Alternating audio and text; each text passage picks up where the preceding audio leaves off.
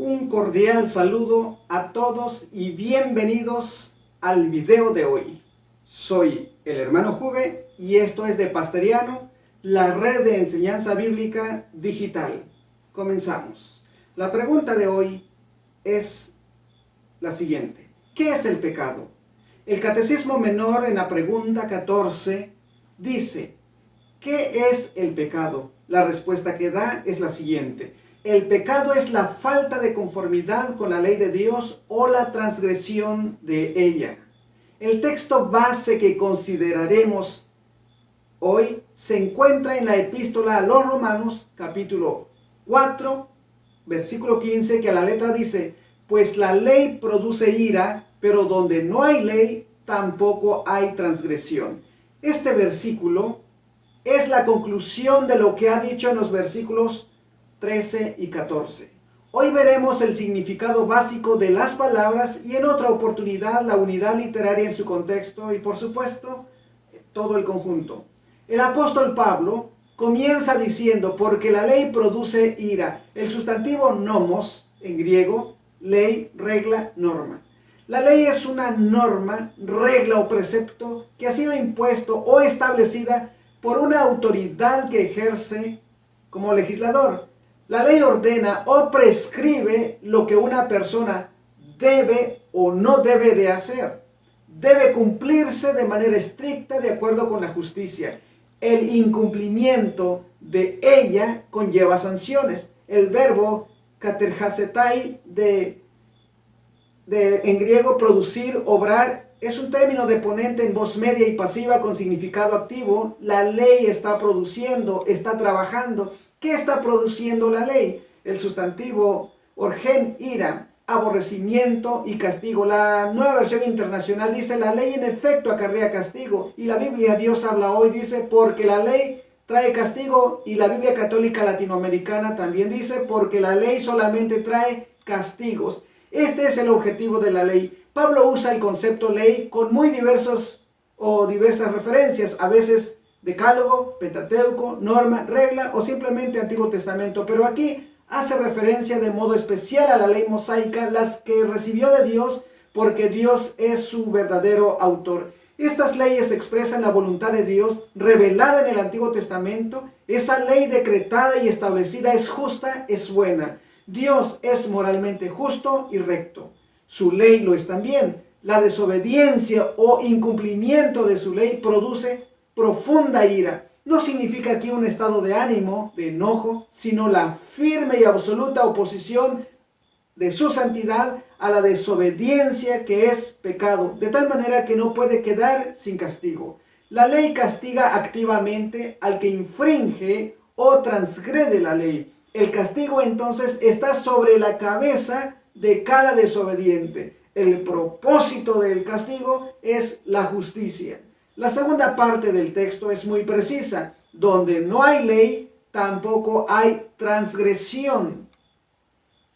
Ni siquiera hay transgresión. Para transgresión, Pablo emplea el sustantivo griego parabasis. Transgresión, infracción, violación. Transgresión significa traspasar una línea, límite. Es ir más allá de forma deliberada e intencional. Si llego, por ejemplo, a un terreno que dice propiedad privada, no entrar, o que diga prohibido el paso, es una indicación de límite. Hay una línea que no debo pasar. Y si entro sin autorización del dueño, entonces soy un transgresor porque ya sabía que no debía pasar y lo hice. Entonces estoy sujeto a enjuiciamiento. Así la ley dice al hombre hasta dónde debe llegar. No puede ir más allá de ese límite o se descubrirá que es un violador, transgresor y debe ser castigado. Dios estableció límites. Si tú y yo damos un paso más y vamos más allá de ese límite señalado, establecido, violamos su ley y justamente ¿qué merecemos? El castigo. La ley es un asunto personal. Cuando la desobedecemos de forma consciente, pecamos contra Dios, el autor de nuestra propia vida. Adán recibió una ley que marcó el límite de sus acciones dentro del huerto. Y la segunda parte de esta norma, de esta ley, dice: mas del árbol de la ciencia del bien y del mal no comerás, porque el día que de él comieres, ciertamente morirás, o seguramente morirás. Génesis 2:17. Comer de dicho árbol fue un acto de desobediencia, y el apóstol Pablo en Romanos 5:14 lo llama transgresión, y el apóstol Juan en su primera epístola, capítulo 3, versículo 4 dice: todo aquel que comete pecado infringe también la ley, pues el pecado es infracción de la ley. El término griego que Juan emplea es anomía, ilegalidad, violación de la ley, infracción. En otra oportunidad hablaré sobre esto. Amigo que me escuchas, a ti te pregunto, ¿alguna vez en tu vida has infringido un reglamento cuando menos? Vamos a pensar desde las reglas en casa, en la escuela, en la biblioteca, en el trabajo, por mencionar algunos, o aquellos que conducen automóviles u otros medios, otros muebles, como se dice. ¿Has infringido alguna vez el reglamento de tránsito y vialidad?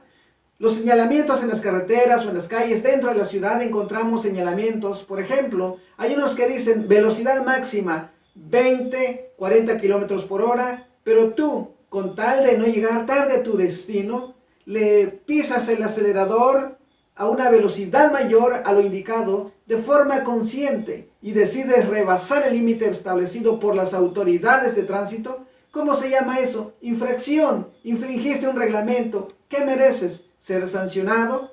Y Pablo está diciendo aquí, no se puede quebrantar una ley que no existe, ni se puede condenar a nadie. Pero en el caso de Adán y de Eva, en Génesis 3, ellos quebrantaron lo que Dios confirmó. Ellos mismos decidieron cruzar ese límite y fueron más allá donde no les era permitido. Así que el día que lo hicieron, el pago fue la muerte espiritual y física. De esto hablaré en otro video. Si tú eres creyente en Jesucristo, mi amado oyente, debes recordar que las Escrituras, tanto del Antiguo Testamento y del Nuevo Testamento, son para ti y para mí la norma de fe y conducta.